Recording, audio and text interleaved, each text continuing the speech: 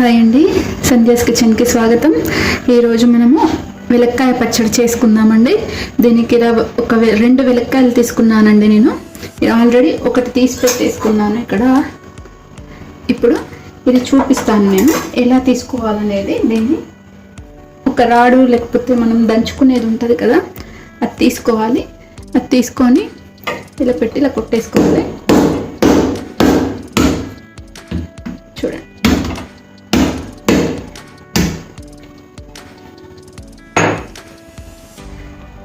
ఇలా తీసుకోవాలండి. మరీ కాయ కాకుండా మరీ పండు కాకుండా ఉండేలా చూసుకోవాలండి. మంచి వాసన వస్తుంది ఒక్కొక్క కాయ, అది చూసుకొని తీసుకోవాలి. ఇప్పుడు ఈ గుజ్జునంతా కూడా ఇలా తీసేసుకున్నాం కదా, ఇలా స్పూన్తోని ఈ గుజ్జుని తీసుకొని ఒక ప్లేట్లో వేసుకోవాలి.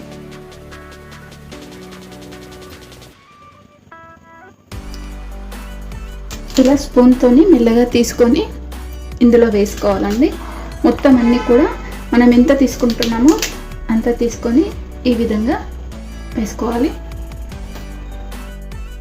చూడండి, ఇలా తీసి పెట్టుకున్నాం కదా. ఇప్పుడు స్టవ్ వెలిగించుకుందాము. ఇప్పుడు మనం పాన్ పెట్టుకున్నాం కదా, ఇందులో 1 స్పూన్ వరకు ఆయిల్ వేసుకోవాలండి.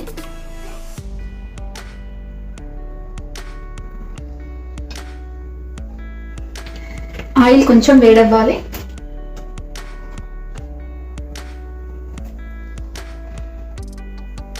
ఇప్పుడు మనకు నూనె వేడైపోయింది.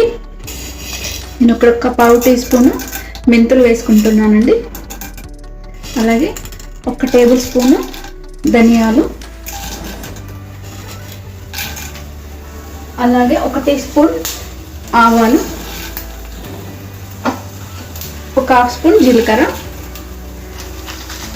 అలాగే ఒక 4-5 ఎండుమిరపకాయలు, కొన్ని పచ్చిమిర్చి. ఇవన్నీ దూరగా వేయించుకోవాలండి.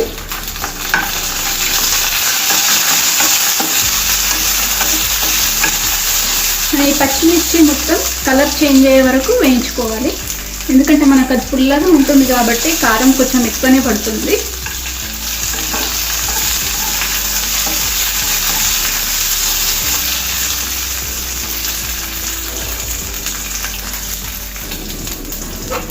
ఇందులో 1 స్పూన్ మినపప్పు కూడా వేసుకోవాలండి.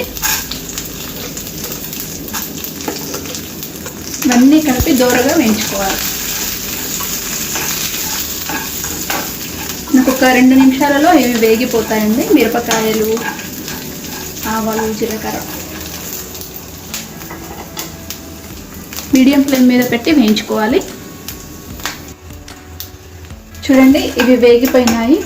మనకి ఇక్కడ దూరగా ఎలా వేగాయి చూడండి, ఇలా బ్రౌన్ కలర్గా. ఇప్పుడు మనం స్టవ్ ఆఫ్ చేసుకొని ఇవి వేరే ప్లేట్లోకి తీసుకుందాము.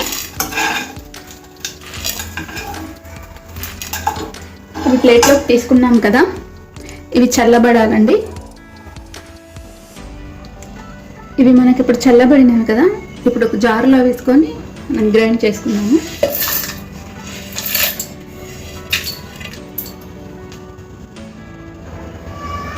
చూడండి, ఇలా గ్రైండ్ చేసుకున్నాం కదా. ఇప్పుడు మనం ఈ ఏలక్కాయని కూడా ఇందులో వేసుకొని గ్రైండ్ చేసుకోవాలి. మరీ మెత్తగా కాకుండా కొంచెం అక్కలు ముక్కలు ఉండే విధంగా గ్రైండ్ చేసుకోవాలి. ఇప్పుడు ఇందులో తగినంత ఉప్పు వేసుకోవాలి. రుచికి సరిపడా ఉప్పు వేసుకొని గ్రైండ్ చేసుకుందాము. చూడండి, ఈ విధంగా గ్రైండ్ చేసుకోవాలండి. మరీ మెత్తగా కాకుండా ఇలా కొంచెం అక్కలు ముక్కలు ఉండే విధంగా గ్రైండ్ చేసుకోవాలి. ఇలాగే తినొచ్చు, లేకపోతే పోనేసి కూడా తినొచ్చు. నేనైతే ఇక్కడ పోపు వేస్తున్నాను. ముందుగా స్టవ్ ఆన్ చేసుకొని ప్యాన్ పెట్టుకుందాము. ఇప్పుడు మనం ఇందులో ఒక 2 టేబుల్ స్పూన్ల వరకు ఆయిల్ వేసుకుందామండి. నూనె కొంచెం వేడవ్వాలి. ఆయిల్ వేడైందండి. 1/4 స్పూను శనగపప్పు, అలాగే 1/4 స్పూన్ మినపప్పు, కొన్ని 1/4 స్పూన్ వరకు ఆవాలు, అలాగే 1/2 స్పూన్ జీలకర్ర, 2 ఎండుమిర్చి, ఆవాలు కొంచెం చిటపటమన్నాక కరివేపాకు వేసుకోవాలి. చూడండి మనకు ఆవాలు చిటపటం ఉంటున్నాయి కదా. ఇప్పుడు కరివేపాకు,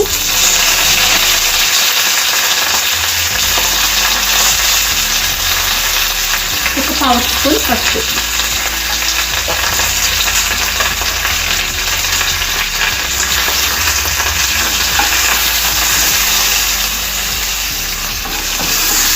ఇదంతా వేగింది కదా.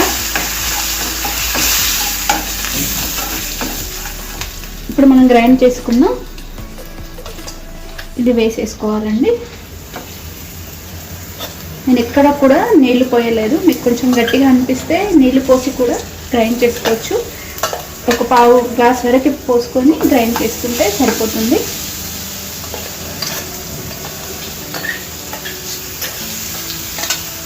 అంతా వేసుకొని మొత్తం మిక్స్ అయ్యే విధంగా కలిపేసుకోవాలండి.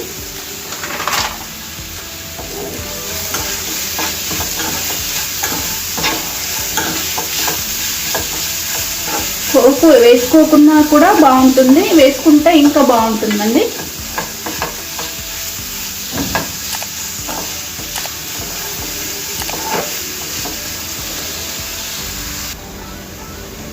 చూడండి ఇలా 1 నిమిషం పాటు వేయించుకుంటే మనకు సరిపోతుందండి.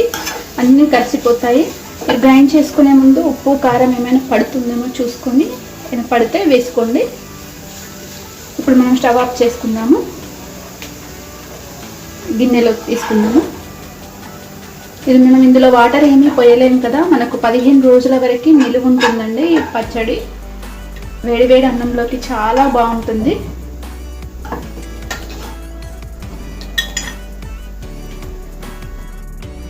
చూడండి మన వెలక్కాయ పచ్చడి రెడీ అయిపోయిందండి. మీకు ఇంకా రోలు ఉంటే రోట్లో తెచ్చుకుంటే ఇంకా చాలా టేస్టీగా వస్తుందండి.